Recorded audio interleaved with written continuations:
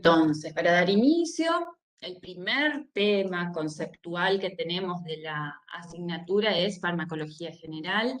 Acá tenemos que ir repasando ciertos conceptos que son importantes para que juntos nos entendamos, hablemos el mismo idioma, ¿sí? Vamos a repasar. Entonces, primero que nada, conocer a qué nos referimos cuando hablamos de farmacología, ¿no? La farmacología es la parte de las ciencias biomédicas que va a estudiar las propiedades de los fármacos y sus acciones sobre el organismo. Cuando interactúa un medicamento con el organismo, hay cambios químicos que va a producir, va a llevar a desencadenar respuestas para producir un efecto, que es lo que uno busca. O sea, al utilizar medicamentos siempre se persigue un objetivo beneficioso, ¿sí? No obstante, ya vamos a ir viendo que también se producen otros tipos de efectos que son los indeseados. Bueno, entonces la farmacología desde el punto de vista médico y también odontológico se va a ocupar del estudio de estos medicamentos o fármacos que se utilizan para diagnóstico, para prevención o tratamiento de enfermedades. Esto también a lo largo de la materia van a ir viendo que en algunos casos es para diagnosticar, nosotros usamos más, nos enfocamos en estos otros dos puntos, sea prevención o tratamiento de enfermedades, ¿sí? Y el fármaco en sí va a ser esa sustancia química capaz de inducir cambios en el organismo vivo, sean estos beneficiosos o tóxicos. Por eso, esto es lo que es el concepto de fármaco en general. Cuando estos fármacos o estos medicamentos vamos a aplicar al ser humano, vamos a realizar una prescripción, tenemos que tener muy en cuenta la relación con los efectos tóxicos o efectos indeseados. Tóxicos quizás es un poco más, una palabra como que expresa más intensidad, pero a veces son efectos indeseados que produce el fármaco y nunca tienen que ser superiores a esos efectos beneficiosos, que es lo que se busca, ¿no? Cuando se utiliza el término droga, en algunas literaturas, en algunos papers, se puede encontrar como sinónimo de fármaco o medicamento. Nosotros no lo utilizamos de esa manera, o sea, lo dejamos como término para referirse a las drogas de abuso, a esos fármacos o productos adictivos, ¿sí? Eso sería drogas. Sí tenemos que hacer la distinción, ya si bien el vocablo deriva de drugs, es una sustancia de origen vegetal que por la manipulación se separa, a ver cómo podríamos decir, sí se separa de lo que es la planta de origen originaria, digamos, del producto, el principio activo, porque dentro de lo que es una planta pueden haber muchas sustancias que la componen, porque tiene un origen natural en inicio, después si la industria realiza de forma sintética el producto, o sea, el principio activo en sí, en un inicio es a partir del origen vegetal, ¿sí? De una planta, de alguna parte de la planta. Entonces tienen distintas sustancias. Una de ellas es el principio activo, que es el responsable de esa actividad farmacológica, que es lo que nosotros tenemos que identificar, porque para prescribir justamente, después van a ver, se hace nombrando ese principio activo. Después, bueno, acá le podría aclarar esto que nosotros tomamos tanto fármaco como medicamento como sinónimo, entonces el término drug o drogas no, eso se refiere a las drogas de abuso o adictivas. Cuando hablamos de medicamento en general, ya tienen otros componentes. El principio activo y otros más, ¿sí? El excipiente, el que le da sabor, etcétera. Bueno, después veremos eso, pero tiene que quedar muy en claro que a partir del principio activo se deriva la acción, ¿sí? La acción o la actividad farmacológica propiamente dicha, ¿sí? Eso es lo que hay que determinar para...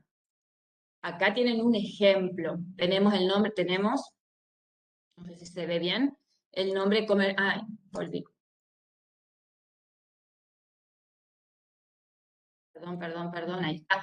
El nombre comercial, antes, hace mucho tiempo, se prescribían los medicamentos por nombre comercial, hoy no. Este es el nombre del principio activo, ibuprofeno. Acá si miramos en la fórmula, dice que cada 100 mililitros contiene ibuprofeno 4 gramos y otras sustancias, ¿sí? Excipientes. Bueno, esto es un ejercicio que lo pueden hacer, buscar los prospectos que tengan en sus casas y determinar el principio activo, cuál es aquella sustancia del cual deriva la acción, ¿sí? Bueno, ¿qué más vemos en este prospecto? La forma de presentación del medicamento y bueno, más información que tiene que ver con la indicación y algunas precauciones que se necesita tener para utilizar este medicamento. Si bien este ejercicio que yo les digo de mirar los prospectos que tengan en su casa, incluso van a poder ver que algunos medicamentos vienen en asociación, después nos vamos a plantear en el transcurso de la cursada estas asociaciones, si son pertinentes, si son beneficiosas, si son convenientes o no. También toda la información que tenga por aquí debajo, hay que tener en cuenta que tiene que ver por ahí con un producto comercial, así que la información es de palabra mayor, las tienen los libros, ¿sí? Eso también quiero aclarar, por si hay alguna diferencia, ¿sí? Si hay alguna sutil o mediana diferencia, siempre la verdad está en los libros, así que, bien. Como subdivisiones, acá no voy a hacer mucho hincapié, sobre todo, quizás por la hora, lo tienen en el libro, en el Velázquez, que es nuestro libro guía, nuestro libro base, ¿sí? No hay mucha historia tampoco con las subdivisiones en la farmacología, pero es necesario este, nombrarlas, incluso algunas sí tienen más importancia, son como la columna vertebral de lo que vamos a ir viendo. La farmacognosia se trata del estudio del origen y características botánicas, incluso las características físico-químicas de los medicamentos. Esto es lo que yo me refería hoy cuando les decía que los medicamentos en inicio, en origen, derivan de plantas o de productos naturales, ¿sí? Entonces, la farmacognosia hace eso, estudiar, estudiar estas características y determinar las propiedades físico-químicas y cuál es el principio activo que va a ejercer la acción, ¿sí? Farmacológica. La farmacología química también se complementa. La etnofarmacología es como la farmacognosia, pero aplicada a las etnias, cuáles son las plantas más utilizadas por alguna región o algún grupo determinado. La farmacología clínica estudia las acciones y efectos de los fármacos en el hombre sano y el enfermo, es el proceso por el cual va atravesando un medicamento en su invención, digamos, desde que en el laboratorio lo sintetizan o lo desarrollan, mejor dicho, va pasando varias etapas hasta que pueda ser utilizado masivamente. Algo de esto lo habrán visto, lo habrán escuchado en relación a la vacuna, ¿sí? Que decían, está en fase 3, no se puede usar en humanos, están experimentando, bueno. ¿Por qué? Porque hay pasos a seguir para que el medicamento sea aprobado para ser utilizado en la población con mayor seguridad. Seguridad absoluta no existe, no hay. Así que con mayor seguridad. También lo tienen en el libro para ir viendo, ahondando en este tema. La farmacocinética es lo que vamos a desarrollar en el siguiente tema. Estos farmacocinética y farmacodinámica son dos pasos muy importantes para entender la acción de los fármacos. La farmacocinética estudia el paso del medicamento por el organismo, ¿sí? Desde la toma, desde la liberación del medicamento en el organismo, todo el proceso, y la farmacodinámica es tema del próximo seminario, donde vamos a hablar cómo estos fármacos, estas moléculas de fármacos interactúan con partes del organismo para producir ese efecto farmacológico. Así que también son temas muy grandes que ya los vamos a ir abordando. La farmacoepidemiología va a estudiar el uso y el efecto de los medicamentos en grandes poblaciones, ¿sí? También va a englobar a la farmacoterapéutica, que es a esto lo que yo me refería en inicio, es nuestro objetivo. En este cursado estamos aprendiendo farmacología básica para ser casi expertos en lo que es la farmacoterapéutica, ¿sí? Que va a ser en la utilización de fármacos. Indicaciones, contraindicaciones, interacciones, que eso también le va a hablar el doctor, qué son las interacciones farmacológicas, saber dar pautas posológicas, frecuencia, qué dosis, frecuencia me refiero a cada cuánto el paciente debe ingerir el medicamento, esa evaluación del beneficio, riesgo, costo, nos tenemos que volver expertos en evaluar. El beneficio es fácil porque uno busca ese beneficio, o sea, cuando lee, digamos, el medicamento X es para calmar el dolor, es para evitar, controlar una infección, buscamos ese beneficio, pero lo que nos cuesta quizás un poco más es evaluar en relación al riesgo, porque va de la mano de cada uno de nuestros pacientes, no es lo mismo, y el costo que es importante también para salud pública. Bueno, toxicología, otra parte de la farmacología, estudia la toxicidad de sustancias o productos químicos. Esto tiene importancia quizás para los productos que se usan en la industria agrícola, ¿sí? En las plantaciones, tener muy en cuenta esa toxicidad que puede llegar a producir en el humano, ¿no? Ya nosotros en esa parte no nos abocamos, pero sí lo vamos a estudiar desde un punto de vista terapéutico, al estudiar las RAM que son las reacciones adversas a medicamentos. Incluso hay enfermedades relacionadas con estos medicamentos. Y esto lo lleva adelante la farmacovigilancia.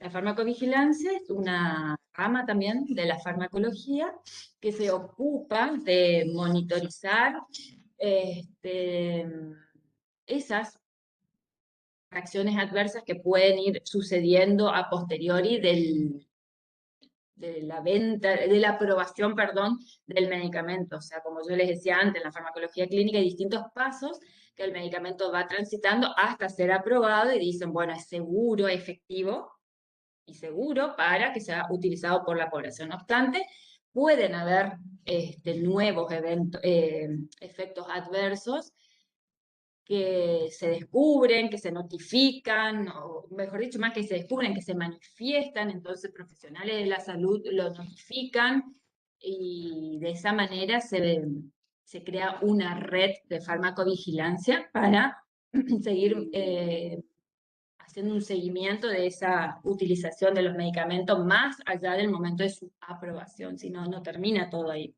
Y ahí es donde nosotros como profesionales de la salud también tenemos que tener un compromiso de hacerle ese seguimiento al paciente de la terapéutica que nosotros indicamos, de estar en contacto, de informar, porque se informa a través de unas planillas o unas hojas amarillas, tiene su modalidad de notificación, ¿sí? Notificación voluntaria se llama.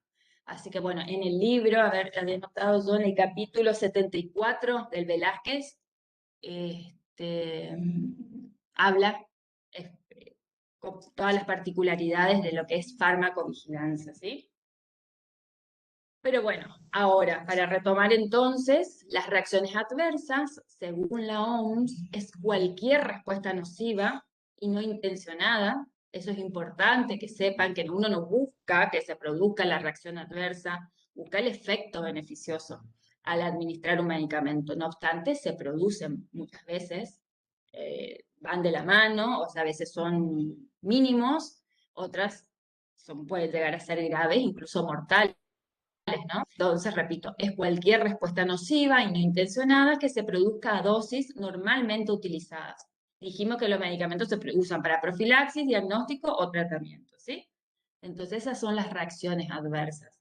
Pueden tener algunos sinónimos como el efecto indeseable, también se puede llamar de esta manera las reacciones adversas, pero hay que hacer la distinción de estos otros, que en realidad no son sinónimos, tienen su particularidad, porque están relacionadas con las acciones farmacológicas. Ya dijimos que siempre a dosis terapéutica. Los efectos colaterales que se producen en relación, a ver, acá tengo tenemos el concepto, el efecto no deseado relacionado con su acción farmacológica, como los antidepresivos y la sequedad bucal, casos de hipoglucemia cuando se usan antidiabéticos orales, también va bien en relación a la acción farmacológica.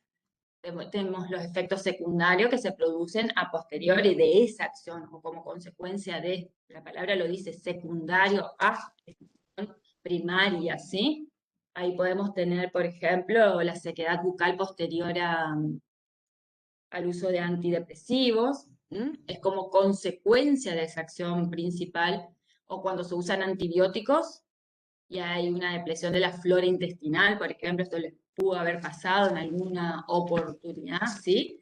Que asocian a que te cae mal, te quedas digo, con dolor de estómago y demás, y es por la eliminación de la flora intestinal.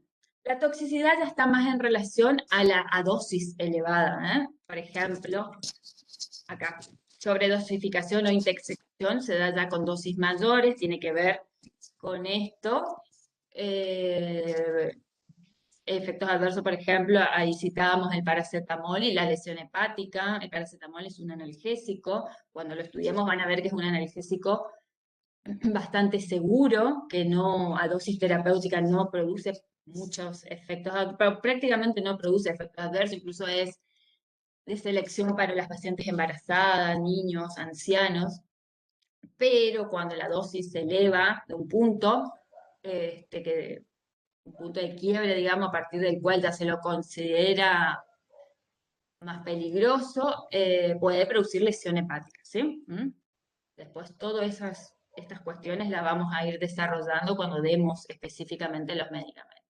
La idiosincrasia es la susceptibilidad que pueden tener algunos individuo es particular del individuo, o sea, digamos que la dosis que usamos frecuentemente, dosis terapéutica, como decía anteriormente, a la mayoría le funciona de una manera efectiva y segura, pero algunos determinados por su condición genética, algunos individuos, mejor dicho, por su condición genética, desarrolla una intolerancia.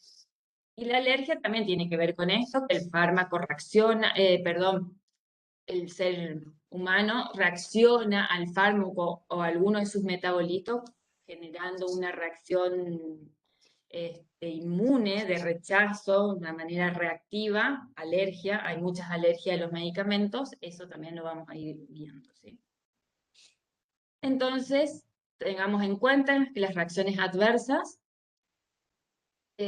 todos los medicamentos son potencialmente nocivos, como yo le estaba diciendo, no solamente depende del medicamento, muchas veces también de la persona, ¿sí? Cómo se desarrolla en la misma ese fármaco.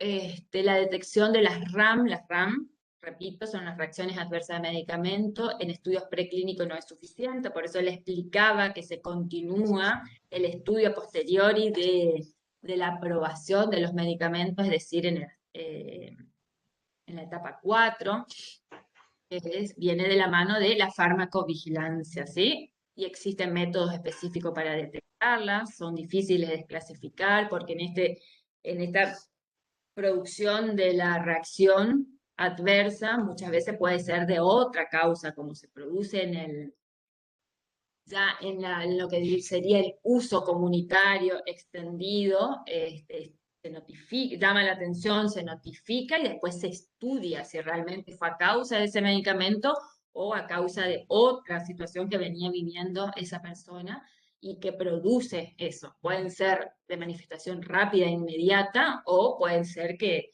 efectos adversos que se da con el tiempo. Todas esas cuestiones hay que evaluar después, pero es importante que se reporte. Las reacciones adversas se clasifican en 4 tipos. Las de tipo A son las de mecanismo conocido, son las esperables, prevenibles, de frecuencia bastante alta y gravedad baja. Se puede dar en relación a las características farmacéuticas, por la cantidad del medicamento, la velocidad de la liberación, por características farmacocinética, o sea, alguna reacción en la absorción, distribución. Bueno, todas estas cositas ya van a ir viendo, vamos a ir paso a paso. Acá lo importante que veamos, la de tipo A entonces son son las esperadas, las conocidas, o sea, las que están en la literatura, cuando vayamos transitando los distintos grupos de medicamentos van a ver qué se espera de tal antibiótico, de tal analgésico que produzca una reacción a nivel de tal órgano. Eso todo está, hay mucho que está estudiado. Entonces, previsible, depende de la dosis, la gravedad es relativamente baja, si bien la frecuencia puede ser alta. Esa es la de tipo A. La de tipo B son de una causa ya desconocida, no se puede predecir, son esas que las que tenemos que estar atentos para hacer las notificaciones, porque si le pasó a un paciente acá, le puede pasar a un paciente en Chile, a un paciente o varios pacientes, entonces esas notificaciones como que comienzan a tomar forma, a unirse y se reconoce un nuevo efecto adverso. Por eso es la importancia, ¿sí? Son de causa desconocida, como le decía, no se pueden predecir, no dependen de la dosis y en estos casos la gravedad es mayor, es elevada. Las de tipo C tienen que ver con tratamientos crónicos, muchas veces por usar un medicamento, sea por necesidad o no, pero de manera crónica desencadenan otras patologías que tienen que ver con los efectos adversos de ese medicamento de uso crónico, y las de tipo D, que son las teratogénicas, ¿sí? Muchos medicamentos pueden llegar a producir ese efecto teratogénico, por eso no se usa cuando no se conoce o se tiene muchísimo cuidado en prescribir a mujeres embarazadas o en periodo de gestación también, o en periodo, perdón, en ese periodo de posible gestación, o sea, periodo de fertilidad, ¿sí? Hay medicamentos, por ejemplo, las tetraciclinas, que son unos antibióticos que se asocian al calcio, entonces se evita, ¿sí? Se evita en ese grupo por esos efectos. Tipo A, B, C y D, ¿sí? Eso a tener en cuenta. Bueno, y para ir terminando, te quiero hablar de qué son cuál es a qué nos referimos cuando hablamos de uso racional de los medicamentos. Van a escuchar muchas veces en esta cátedra porque es un concepto que que nos atraviesan, que luchamos por hacer un uso razonado de los medicamentos.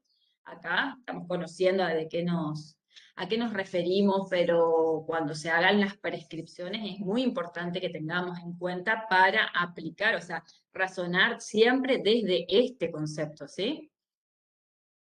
Entonces, le voy a leer textual porque es algo que la OMS ya desde el año 1985 viene exponiendo para que todo aquel prescriptor lo tome en cuenta y lo internalice, ¿sí? Es re importante.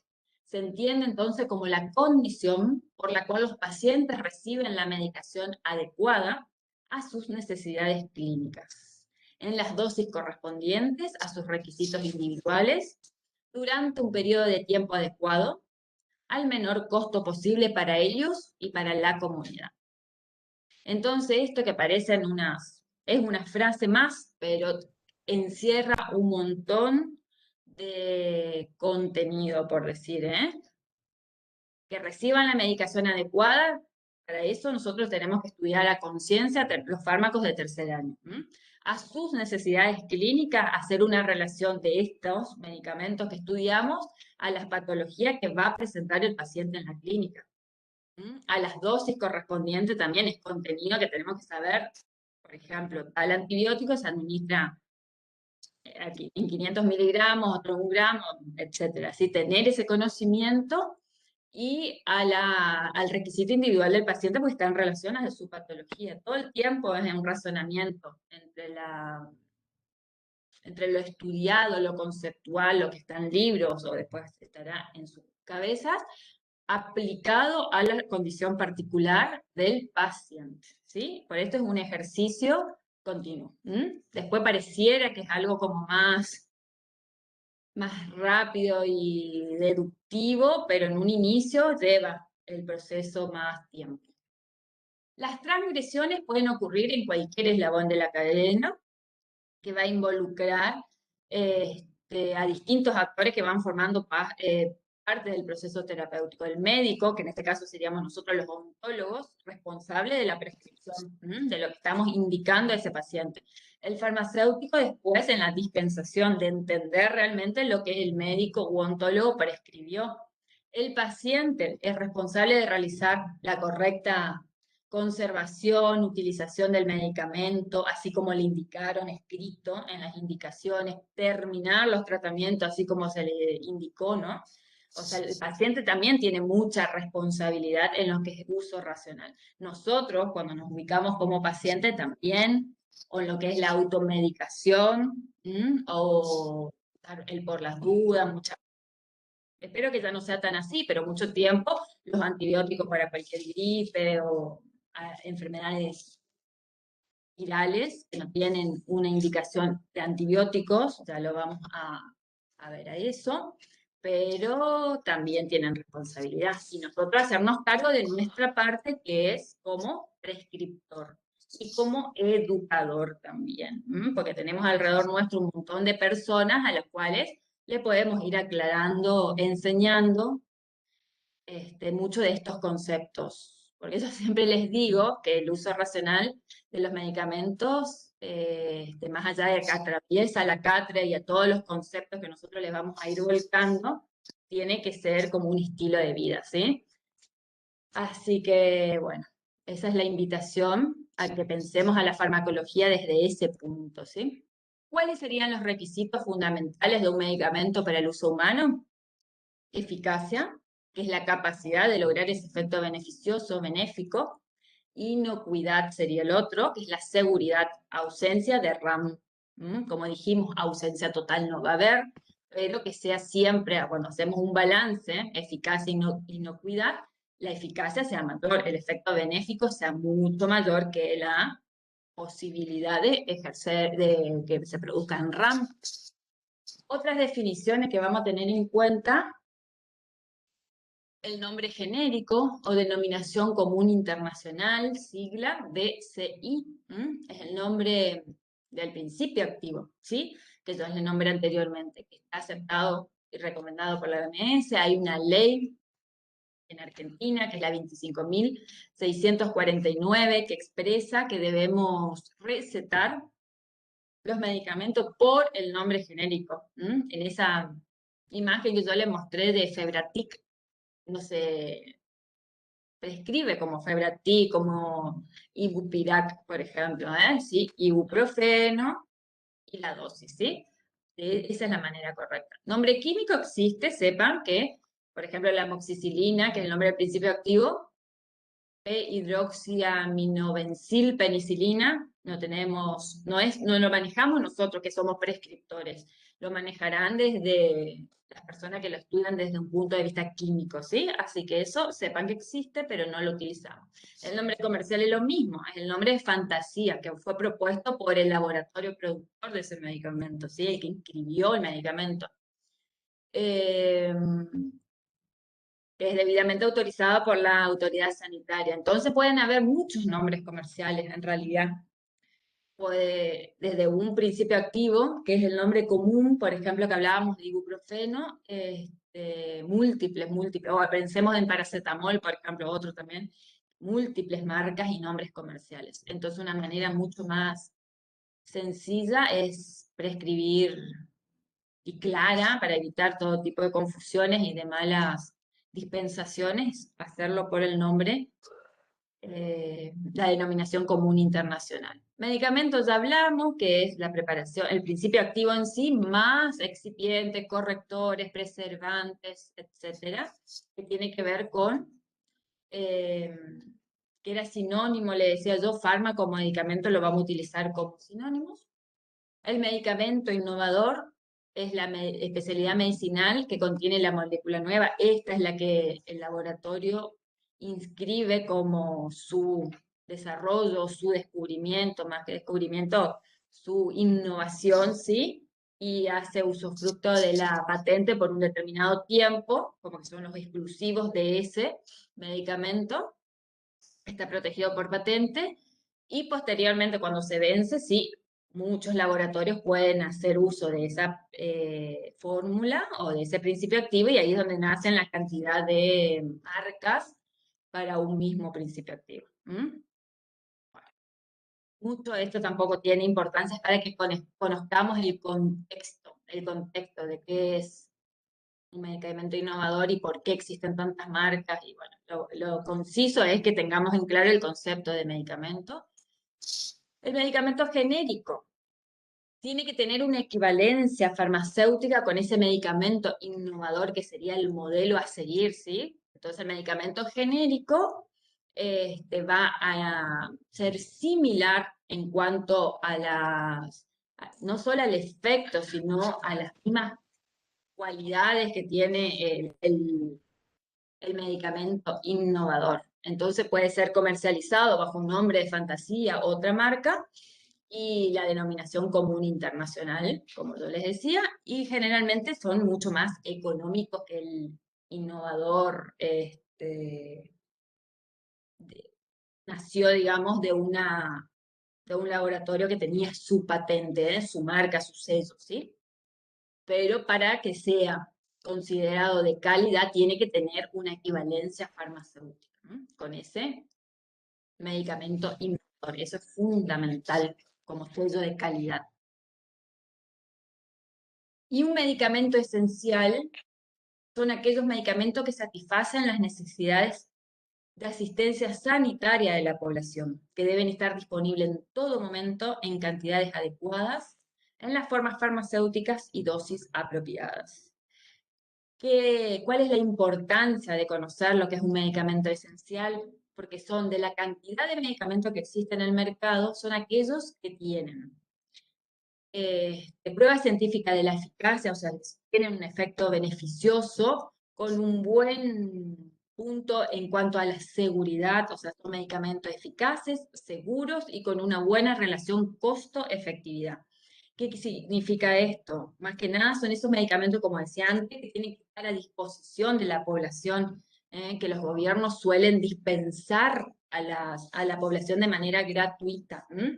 Entonces, si tenemos un montón de analgésicos disponibles en el mercado, en este listado de medicamentos esenciales que están disponibles de forma gratuita para la población, van a estar aquellos que tienen probada certificación o pruebas de la eficacia, de la seguridad y de buen costo, ¿sí?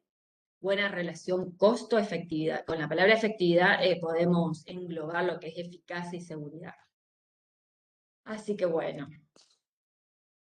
Otros conceptos, la mayoría de los medicamentos no curan, sino que alivian las molestias de una enfermedad, como ser el dolor, la fiebre. Otros controlan enfermedades crónicas, como ser la diabetes, hipertensión. Esto es importante también en esos pacientes, cuando tengamos los pacientes, preguntar cuáles son los medicamentos que utilizan de manera crónica para que tienen relación con lo que nosotros vamos a administrar, ¿sí? Bueno, las vacunas son medicamentos que previenen muchas enfermedades al preparar las defensas del organismo, eso saben, porque eso está muy en boga hoy en los últimos tiempos, ¿sí? Con la vacunación contra COVID. Y en conclusión, una de las primeras conclusiones entonces que vamos a sacar de esta materia, que la farmacología estudia la acción de los medicamentos en los seres vivos, que pueden tener acción beneficiosa, pero también tóxica, y el papel del profesional de la salud, que somos nosotros, es determinar cuál es el medicamento adecuado para cada patología y para cada paciente. Esto que parece sencillo es un desafío. Y acá nos encontramos y bueno, la suerte es que seguimos caminando juntos hasta que se reciban. Para la bibliografía, yo les hablé ya de Velázquez, Farmacología Básica y Clínica, Goodman y Tillman. Hay los teóricos de la cátedra, que ahí está como desactualizado, pero son estos teóricos a partir de los que vamos dando este año. Bueno, muchísimas gracias. Farmacometría quedará para la próxima, ¿sí? Porque estamos en hora. Ahora dejo de compartir.